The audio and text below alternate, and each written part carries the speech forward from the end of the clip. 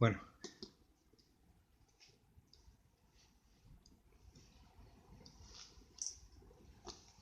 buenos días.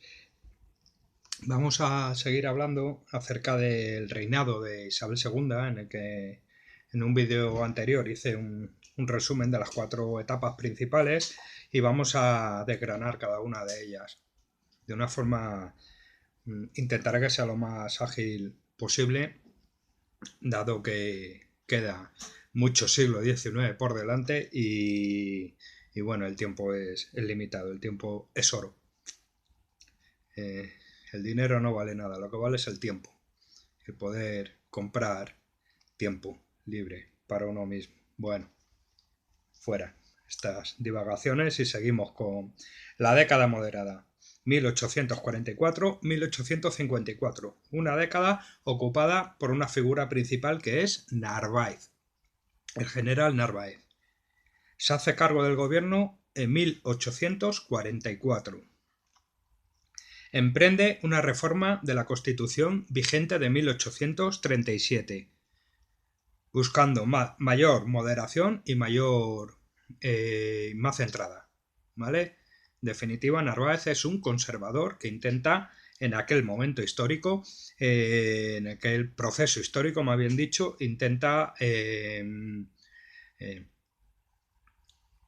pues limitar una serie de libertades, como la libertad de prensa, libertad de opinión, de asociación, que las constituciones anteriores a duras penas iban reconociendo. Él intenta frenar, ¿vale? Con esta nueva constitución. También intenta poner freno, como conservador que es, en ese momento era del gobierno de los moderados, de tinte conservador, ¿vale? Una desamortización, intenta frenarla también con esta nueva constitución. Los progresistas en ese momento están en franca minoría, lo domina todo el partido moderado, todas las instituciones políticas, el gobierno de Narváez nombrado por Isabel II. La nueva constitución de 1845, ¿qué supone? Supone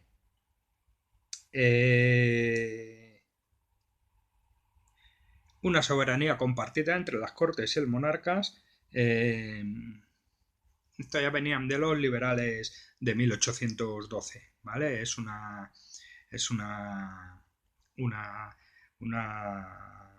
principio que plasman en la Constitución de 1812 ya. Entonces lo mantienen. Unidad católica de España, muy importante. El tema de las relaciones con la Santa Sede, con la Iglesia, la prohibición de otro tipo de cultos, eso no, España era mayoritariamente católica y la Iglesia tenía un grandísimo poder, inmenso, mucho más del que pueda tener en la actualidad, a nivel político, a nivel económico y a nivel social, ¿vale? Esta Constitución de 1845 en ella se aprueba también la convocatoria de Cortes por parte del monarca, que sea el monarca el que tenga potestad para esa convocatoria. Y escribe la Constitución, deja reflejado, sanciona la desaparición de la milicia nacional, ¿vale? Muy importante, una especie de cuerpo armado popular, ¿vale? Del pueblo, en el cual militaban y participaban elementos muy favorables a los liberales, a las tendencias más progresistas. Son las milicias que se forjaron con la desintegración del ejército de Fernando VII, la invasión de Napoleón de España, y vienen de esa tradición. Se mantuvo en el tiempo. Cuando entraban los conservadores intentaban eliminarla o las eliminaban directamente, los progresistas apoyaban más de ellas y eran más proclives. Sufrió algún tipo de cambio. Para sustituir la figura de las milicias nacionales se creó, que ahora lo veremos, el cuerpo de la Guardia Civil, cuerpo armado profesional, ¿vale? En esa época. Ahora lo veremos. Política moderada, uniformidad jurídica, política, fiscal y educativa. Esas son las bases del gobierno de Narváez. Unificación jurídica, política, fiscal y educativa.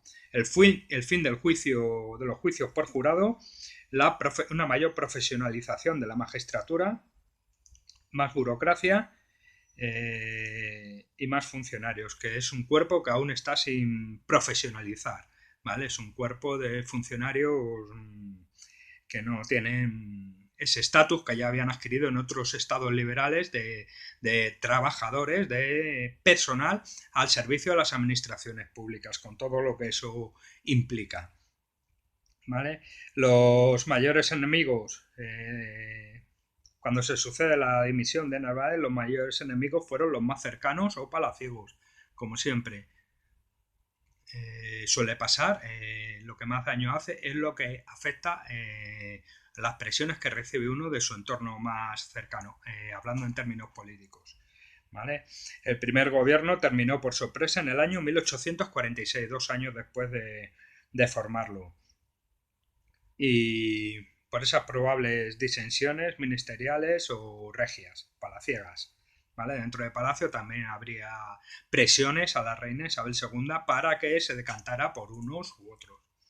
Bueno, todo el juego este de la política entre bastidores.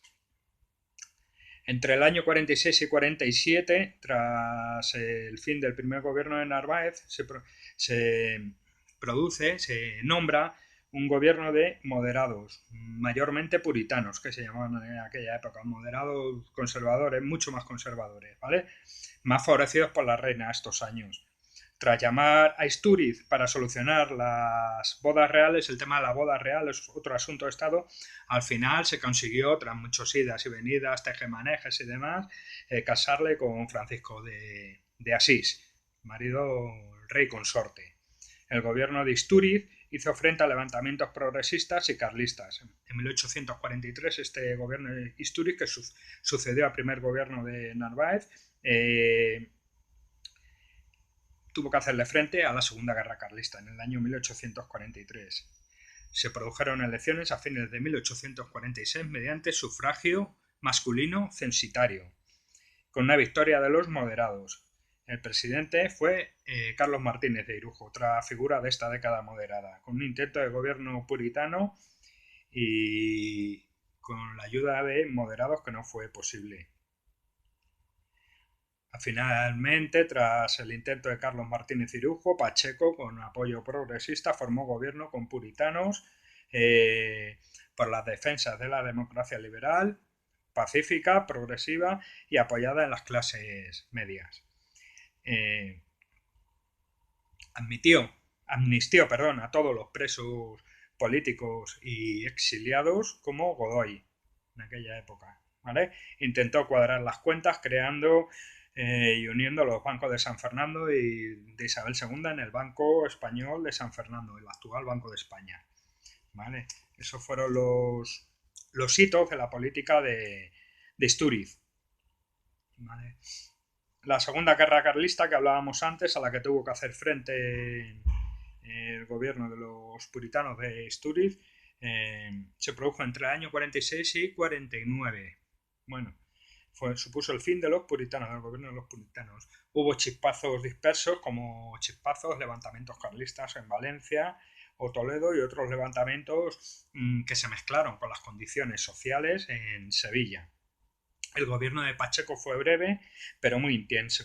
Perdió el apoyo de los progresistas y parte del apoyo de los moderados, con lo cual dimitió en el año 47. El siguiente gobierno, organizado por los generales Serrano y Marqués de Salamanca, ¿vale?, puso como presidente al moderado Goyena. Una maralla de nombres, como se sucedían tan rápidamente los gobiernos entre ministros, secretarios de Estado de la época, presidentes de gobierno y demás. Hay una maralla de nombres increíble, pero algunos nos van sonando. Muchos son calles de Madrid, la mayoría tienen calle en Madrid. Bien. Les pareció muy progresista el gobierno del moderado Goyena. En esa época estaban los puritanos, los conservadores y los liberales estaban en franca minoría. Y cualquier cosa que tuviera un poco de moderantismo era tachado de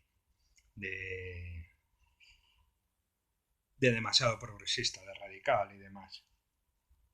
Llamaron a Narváez el exilio y dio un golpe de estado, ¿vale?, con Goyena. Irrumpieron una reunión de ministros sin más y se hicieron con el gobierno. Fuera los que estáis aquí reunidos, el Goyena y sus ministros, y que me iba a poner yo. Narváez además supongo que tendría... era general, militar, además con un recorrido político extenso, influencia, poder, y tendría, bueno, que llegara ese hombre e irrumpiera en una reunión, pues sería, ya está lo que él diga, y punto. No hubo tiros ni nada, no le hicieron falta. Se quitaron y se puso él.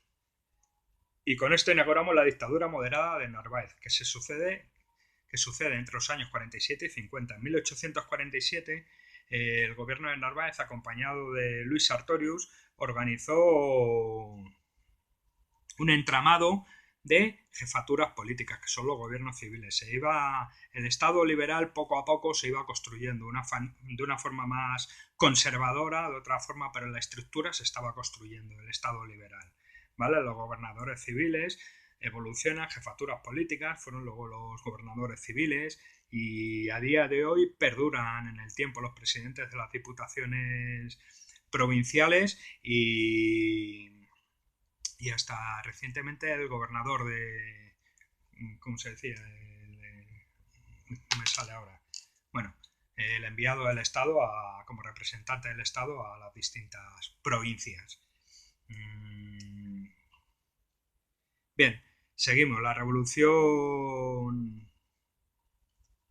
Hubo unos ministros relevantes como Pidal y Mon. ¿Vale? En la revolución de 1848 tuvo ciertos conatos, tuvo en España cierta correspondencia a estos movimientos revolucionarios que se daban en Europa, y con conatos en Madrid, en varios momentos que no llegaron a cuajar y fueron más o menos sofocados o fácilmente sofocados por Narváez. En 1849 se produce el fin de la Segunda Guerra Carlista. Narváez tuvo a un notable ministro, Bravo Murillo, destacado ministro de Narváez, tuvo en esos momentos la suerte de contar con un ministro preocupado, volcado con altura y con capacidad para desempeñar una serie de políticas muy necesarias que eran en la época de modernización, para centrarse en lo que importaba. A todo esto, por medio, siempre estaban los levantamientos armados carlistas, siempre han estado presentes durante todo el siglo XIX, gran parte del siglo XIX. Hay que decir que los gobiernos que conseguían firmar treguas o firmar paz con los levantados carlistas, con los sublevados carlistas de la época, acaban siendo bastante benevolentes para cómo las gastaban en aquella época con otro tipo de levantamientos. Es un hecho objetivo. Siempre con los carlistas llegaban a negociar pues la integración en el ejército regular de los mandos y de los militares, que pudieran seguir con su carrera profesional perfectamente, a pesar de haber pertenecido a un ejército rebelde, ¿vale? Y era como se firmaban los acuerdos. Los carlistas estaban representados políticamente siempre en el Parlamento, han estado con más o menos fuerza, son los más reaccionarios, los más derechistas, que parten de los absolutistas. Aquí recurro a mi esquema de la evolución de los partidos políticos durante todo el siglo XIX, los absolutistas, ultrarrealistas y los carlistas, que aparecen en el año 33 y bueno, perduran hasta más allá del hasta principios del siglo XX y más adelante, como veremos en vídeos posteriores, ¿vale? En la guerra civil tuvieron cierta importancia como ejército. Como ejército se constituyeron ejército de apoyo a las tropas sublevadas de los nacionales y bueno, pues siempre han tenido ese cariz militar y ese apoyo social del campesinado, de cierta... El apoyo era más bien del campesinado. Cogían especial fuerza de su apego a las tradiciones, de su apego a los principios más más medievales, ¿vale? A esas tradiciones más medievales, tanto en el plano de lo social como en lo jurídico, y eran reacios a cualquier tipo de apertura y de instalación de un Estado liberal. Fueron los principales opositores del avance rápido del Estado liberal en España, ¿vale? De constituirse como un Estado liberal, de economía de mercado, abierta, capitalista, pero en definitiva con el reconocimiento de algunas libertades que para estos miembros de ultrarrealistas y tradicionalistas suponía poco más que un escándalo. Siempre hay que decir que todo esto hay que analizarlo con más profundidad. El movimiento carlista es uno de los momentos, uno de los procesos históricos más interesantes en la historia de España, y yo creo, me puedo hacer una idea, que detrás de todo esto había un control por los recursos, por los posibles recursos en determinadas zonas, porque es curioso que el movimiento carlista tiene su mayor potencial, su mayor apoyo en las zonas de Navarra, en el País Vasco, en Cataluña y en algunas zonas puntuales del Maestrazgo, Levante, Valencia y de Castilla, del interior de Castilla. Uno de los focos de levantamiento, uno de los primeros focos fue Talavera de la Reina. En Toledo ha habido siempre focos de levantamiento carlista, y hay que decir que no sé si con la excusa o no, pero el caso es que apelaban a esa necesidad de organizar sus propias cuentas, de controlar sus propias cuentas, a esa tradición medievalista de lo foral, ¿vale? De las instituciones forales.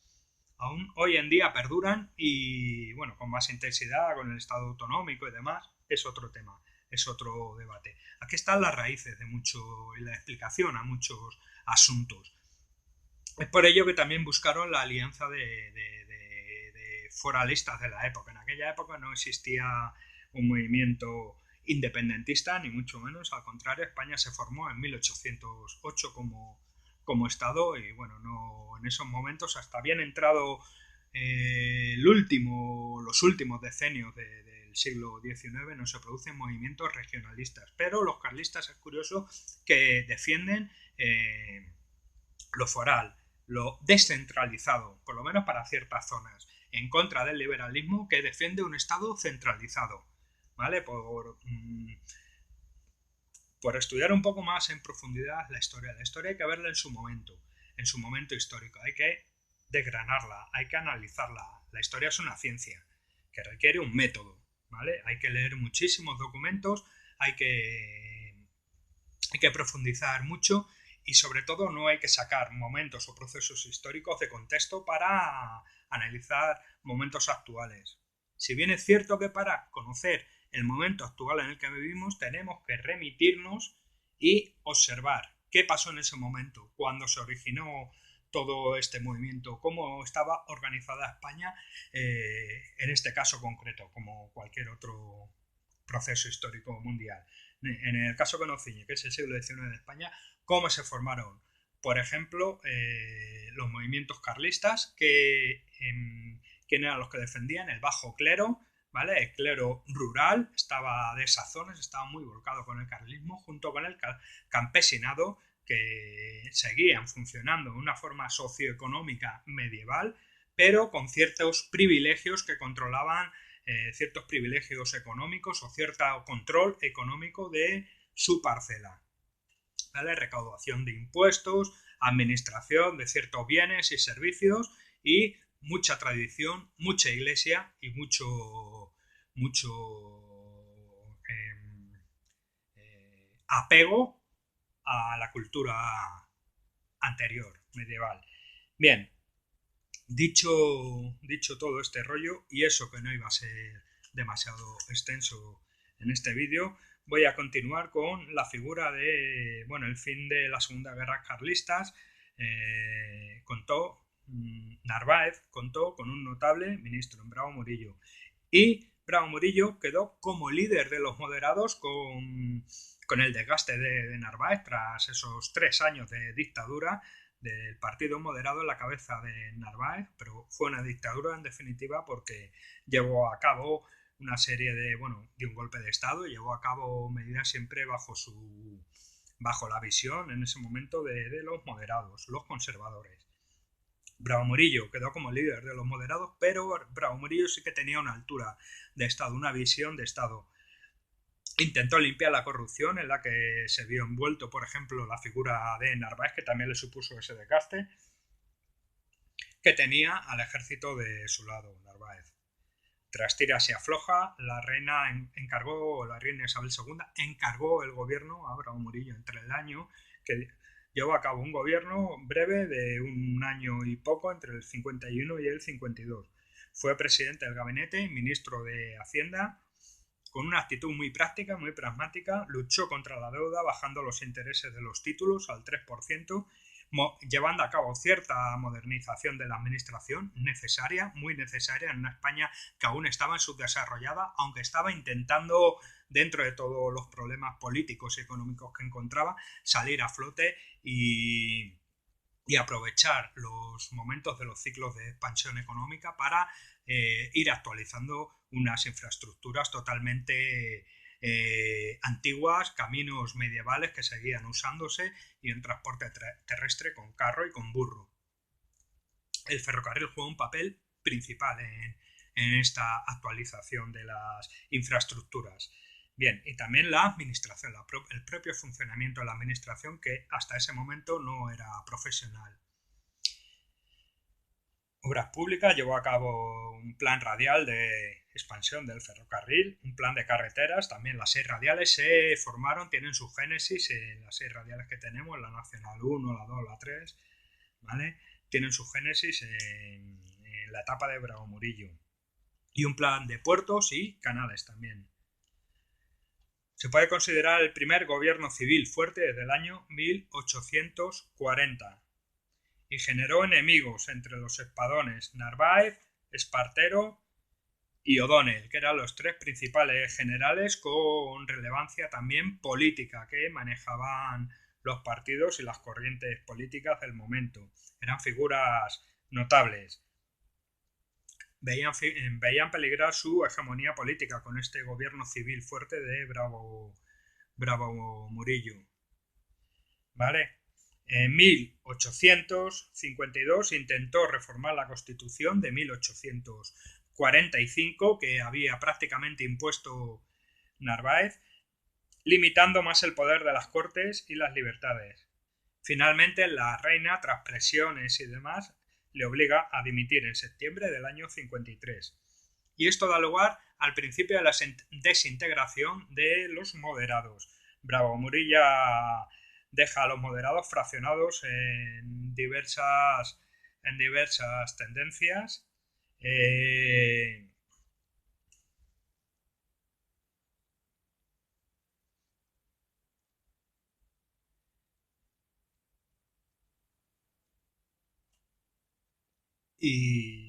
Y bueno, se produce el deterioro poco a poco, perdón por el lapsus, el deterioro poco a poco del partido moderado. El partido progresista, al mismo tiempo que uno va bajando, el otro va resurgiendo. Empiezan a difundir también noticias mezcladas con la situación de la política de Portugal, que en estos momentos guardaba bastante similitud con la política española. Y hablaban de desplazar a los Borbones por una nueva dinastía, los Braganza de Portugal. Bueno, empezaron a difundir eso y empezaron a resurgir. ¿Vale? Entre 1853 y 54 se realizan manifestaciones en la prensa de políticos moderados y progresistas contra el gobierno por secuestrar periódicos, abusar de la censura. El gobierno del conde de San Luis se fue desintegrando mientras se preparaba la revolución de 1854 y la instauración del bienio progresista que vemos en el siguiente vídeo. Muchas gracias.